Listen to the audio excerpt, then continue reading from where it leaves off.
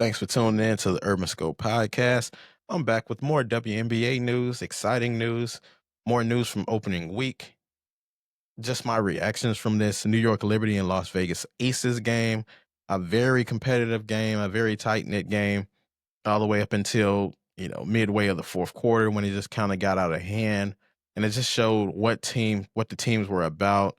Of course, we knew New York Liberty's coming off that WNBA championship, so it's gonna be um, you would think that they would have like a down moment, especially after getting their accolades at the beginning of this game.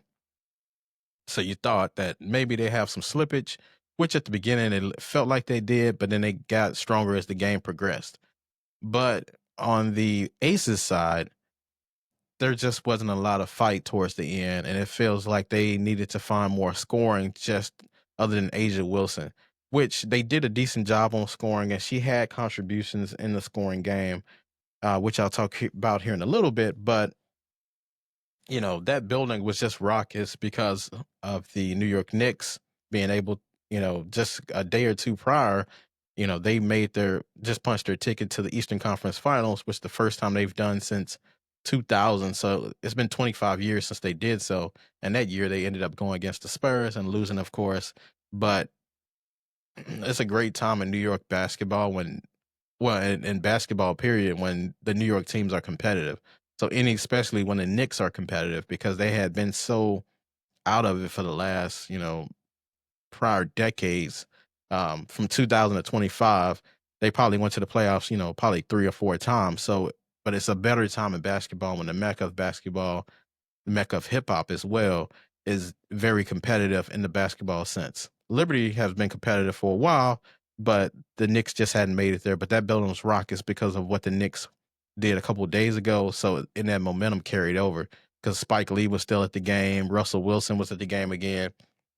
A lot of sports for the WNBA, which I love to see because that's showing that they're continuing their progress, their progression, and they're ascending to the right area. But nevertheless, this game just confirmed some of my assumptions. Sorry, um, that the Liberty are a great team with great chemistry still, and the Aces still need to figure out their team, especially on the defensive end.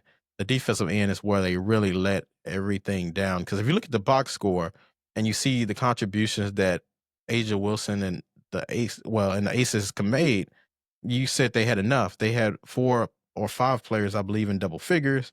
Asia Wilson had 31 points to 16 rebounds, her normal dominant self. But when you look at the other team's box score, or when you actually look at the physical game, rather, they were just getting anything that they wanted to in the paint. And I mean, the New York Liberty were, and they're not necessarily a physical team. They have physicality with Jonquel Jones, Stewart can be physical, but for the most part, they're not really known for physicality like that. And they really didn't have to be. It was just opening lanes, miscommunications, a lot of miscommunication. When I say miscommunication, no communication. You didn't really see people talking as much and just letting people into the lane. Now, they were dominated in the paint. New York Liberty had 56 points in the paint to just 32 points for the Aces. Especially when you have a player like Asia Wilson, you should never lose um, the paint score by that much, especially when you have Asia Wilson right there. And then you have other pieces. She's a pretty decent passer, so she can get passes off the double team and things like that. But it seemed like they just let her go 1-on-1 for the most part. And the double team came late, so she made them pay for it. But you have to stop somebody on the defensive end, which they didn't do. And it was a weird game because the Aces made 11 threes to just 4 threes from the Liberty.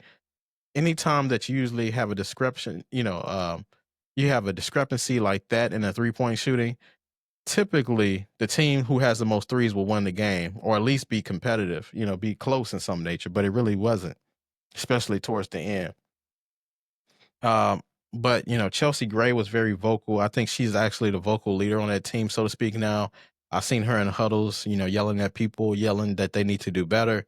Asia Wilson was pretty silent compared to what she usually is. But Jackie Young and Dana Evans played a great game as well. But they missed a lot of shots, but then they did make a lot of points. So it's very confusing to see this game, but I think they should treat this game as a litmus test to see what they need to do.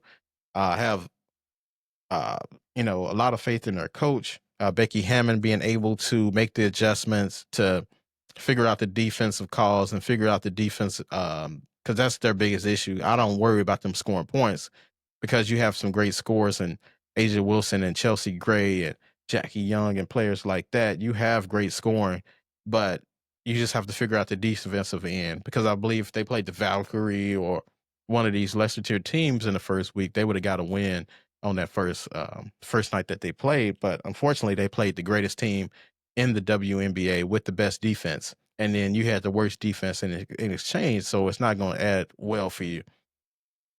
But Breanna Stewart played like herself. She had 25 points and 8 rebounds, I believe.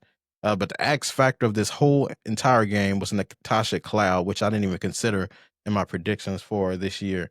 But she was on the cloud high, no pun intended. Well, actually, pun intended.